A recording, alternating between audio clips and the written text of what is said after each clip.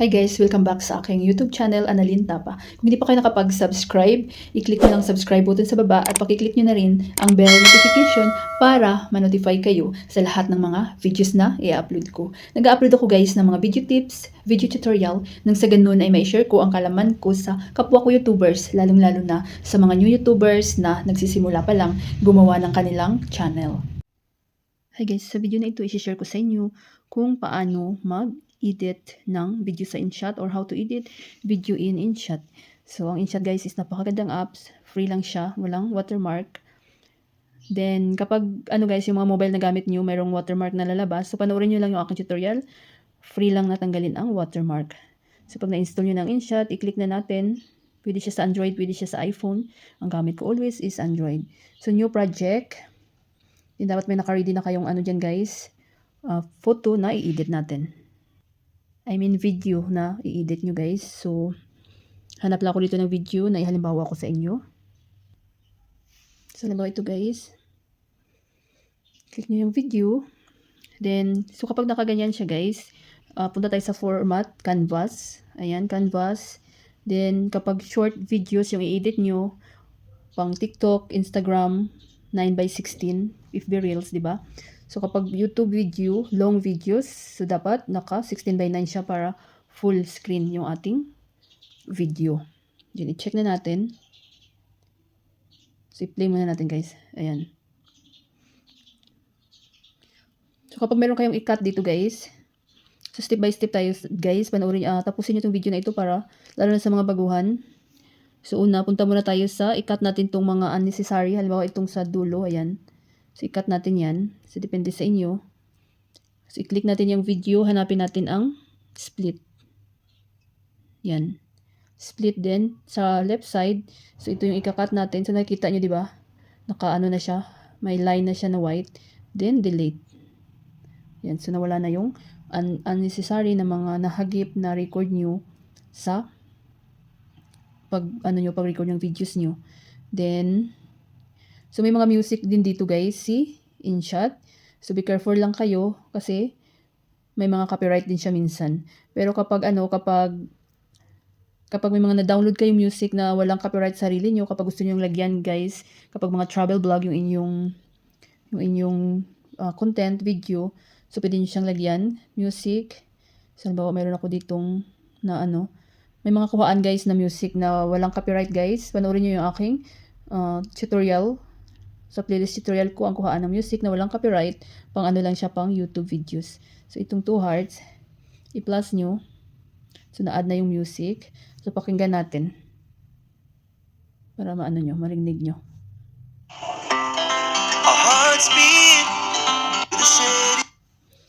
Then, kapag gusto nyo tanggalin yung yung original na audio, click nyo yung video. Click nyo yung volume. Then, yan. Para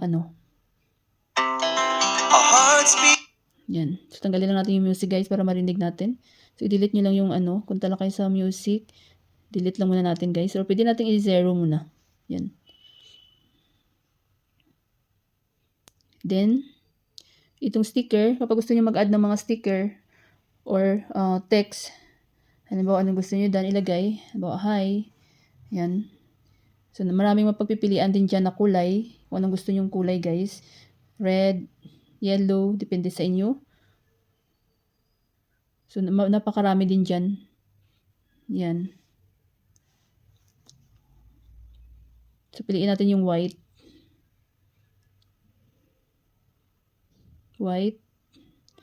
So, edit lang natin muna.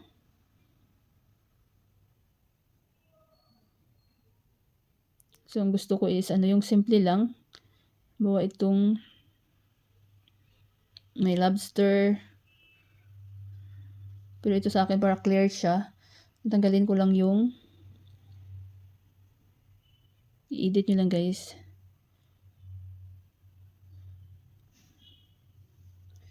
Yan, tanggalin ko lang yung ito. Masyadong makapal. Then, meron din siyang animation. So, depende sa inyo kung ano yung bet nyo. Ayan. Pwede nyo siyang i-adjust para maging mabagal siya. Ayan. So, kapag palit yan, i-edit nyo lang. Click nyo yung parang plus light. So, napakarami dyan guys. Kayo na bahala mag-explore. So, sa akin ito lang nilalagay ko lagi, itong arrow pa, puntang right side. So, check natin. Then, kapag may gusto kayong i-blur din, mayroon din ditong option sa InShot guys. Ayan. Kung may gusto kayong i-blur, halimbawa may mga nasagip na importanteng mga plate number or any IDs or may tao na ayaw nyong isali sa inyong vlog. So, pwede siya ma-move. Halimbawa, itong mirror. Ayan. So, halimbawa lang guys ha. Check nyo. Ayan, na-blur na siya, diba? Ayan, check lang natin. So, alam nyo ng text. Then, may mga sticker din dito guys. So, click nyo ang sticker. Pag may mga gusto kayong i-add na mga sticker, share, subscribe. Ayan, itong subscribe, ito. Ayan. So, lagyan natin dyan sa gilid. So, pwede nyo siyang paliitan. Ayan. Then, check natin. Ayan. Diba? So, yan ang sticker. Then, may mga effect din dito guys kapag gusto nyo lagyan ng effect. Halimbawa, hindi malinaw yung inyong video. So, pwede nyo lagyan ng mga effect dyan. Yan. May mga zoom out, zoom in din.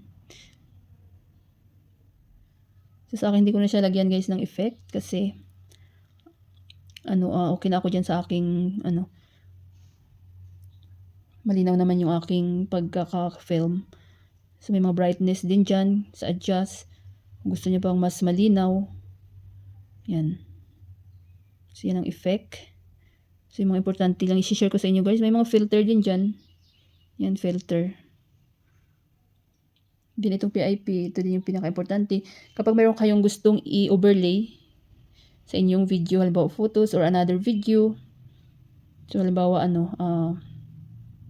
halimbawa lang naman ito guys. Itong inedit ko na animation.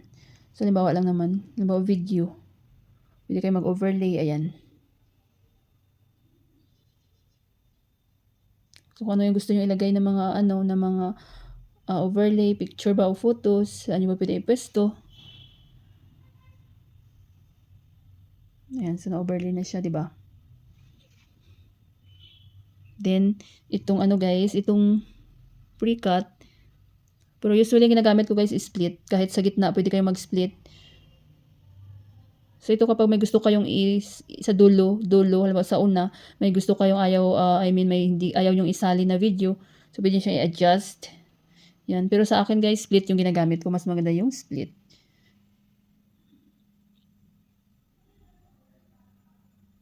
Yan.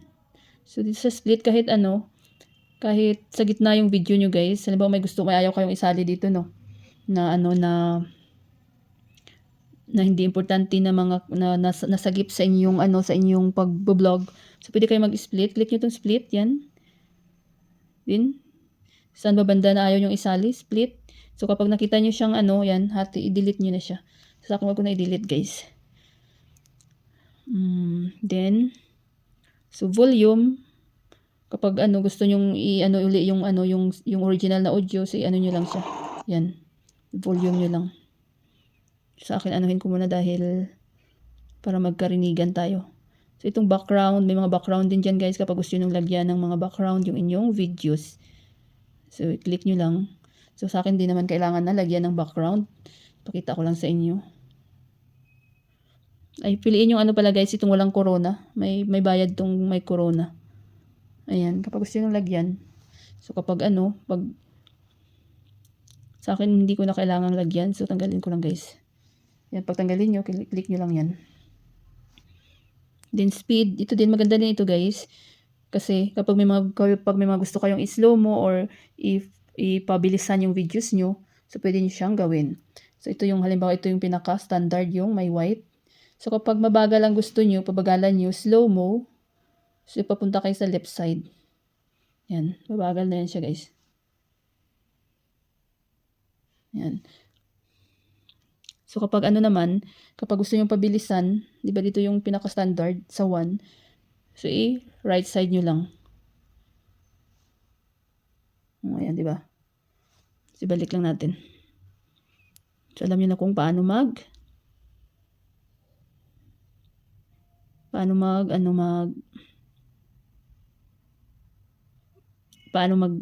tawag nito, mag fast at saka slow. So, balik lang natin guys, original. Then, animation. May mga animation din dyan guys. May mga zoom in. Try natin tong zoom in. Ayan. So, pwede nyo siyang adjust.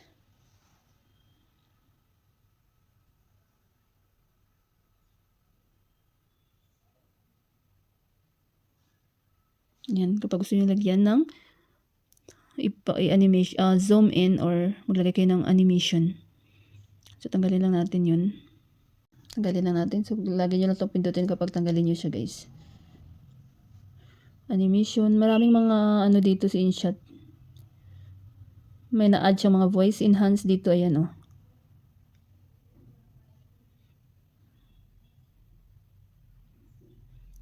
Then, huwag muna natin guys, i-share ko sa inyo kung paano ito gamitin itong voice enhance sa next na video ko. Crop. Kapag gusto nyo may i-crop kayo, cut out. Meron din ditong guys, voice effect. Kapag gusto nyong anuhin yung boses, iba-ibahin yung boses. So, halimbawa, voice effect. Click natin itong ating video. Maraming dyan guys, mapagpipilian na kung gusto nyo ibahin yung boses nyo. Boses lalaki, bata.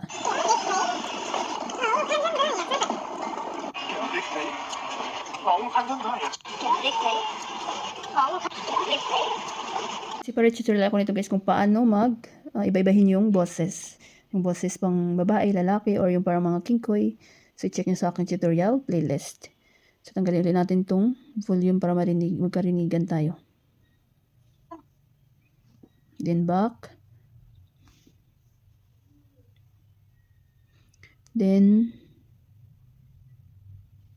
itong guys, rotate.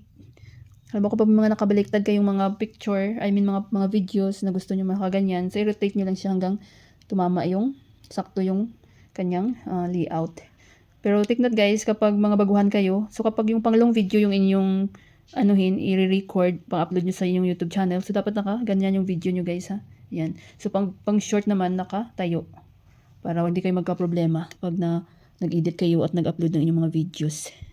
Then, so yung mga importante lang guys, yung ating i-share sa inyo.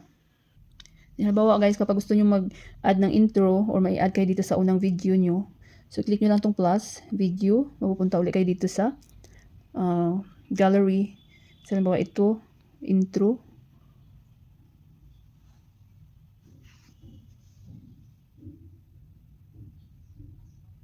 Yan, so na-add na siya, diba guys? Sa dulo naman guys, kapag may gusto kayong i-add din, halimbawa outro, so click nyo lang din tong plus. So halimbawa ito, tanggalin natin yan, diba? Kasi hindi siya ayan o. So click natin ang split. Estimate nyo lang, yan. Kung saan yung gustong tanggalin. Click nyo yan guys. So napaka-importante nitong split. I-split. Then nahati na siya, diba? Then delete.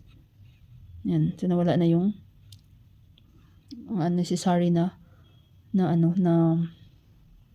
video na nasagip nyo.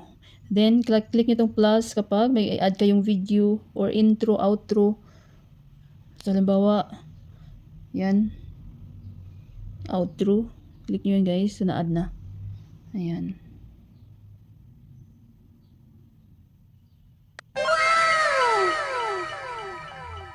So, napakadali lang guys. Paano mag-edit sa InShot. So, kapag may mga nagtatanong pala, palakasan natin yung music natin. Halimbawa.